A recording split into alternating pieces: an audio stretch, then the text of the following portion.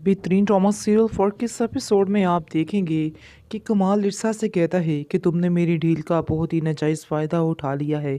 मैंने तुम पर इतना यकीन किया है लेकिन फिर भी तुमने मुझे धोखा ही दिया है।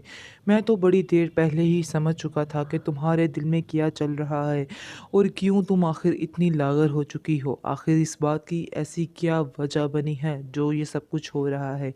लेकिन मैं खामोश था कि शायद तुम्हें अकल आ जाए और शायद तुम ठीक हो जाओ और शायद तुम्हें कहीं न कहीं अंदाज़ा हो जाए कि मैंने तुम्हारे लिए किया कुछ नहीं किया है। लेकिन तुमने किसी बात की कोई कदर नहीं की है। तुम्हें शर्म आनी चाहिए जो कुछ तुमने किया है। आगे से ईर्षा जवाब देती है, कहती है कि नहीं, शर्म मुझे नहीं आनी चाहिए बल्कि शर्म आपको आनी चाहिए। आपको मुझसे शादी करनी ही नहीं चाहिए थी। आप लोगों ने नाजायज़ फ़ायदा उठाया है मेरे बाप की तबीयत का।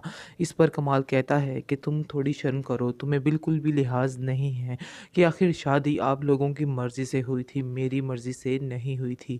क्योंकि मैंने तो तुम्हारे बाप की हालत को देख के ये फ़ैसला किया था, लेकिन मुझे क्या पता था कि तुम लोग इस कदर घटिया निकलोगे कि कभी भी तुम किसी एक की होकर नहीं रहोगी। इस पर आप देखेंगे कि ईर्षा जो है वो खामोश हो जाती है और कहती है कि दानियाल के अलावा उसके साथ कोई और उसका साथ नहीं दे सकता। उसे सिर्फ़ उसी से ही प्यार करती है। लेकिन जैसे ही वो सोचती है कि कमाल की पुरानी बातों को लेकर के कमाल की वजह से ही आज यहाँ पर पहुँची है, लेकिन आप देखेंगे कि उसको इस चीज़ का कोई भी लिहाज नहीं है।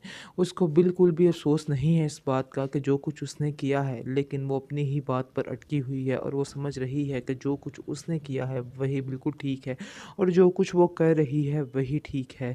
बानो भी इसको समझाने की कोशिश करेगी और कहेगी कि जो जिस रास्ते पर तुम चल पड़ी हो ये रास्ता तुम्हारे लिए सेफ नहीं है। तुम किस तरह के लड़कों को नहीं जानती कि किस कदर धोखा दे जाते हैं। कमाल साहब जैसा इंसान तुम्हें कोई भी नहीं मिल सकता है। तुम बहुत बड़ी गलती कर रही हो।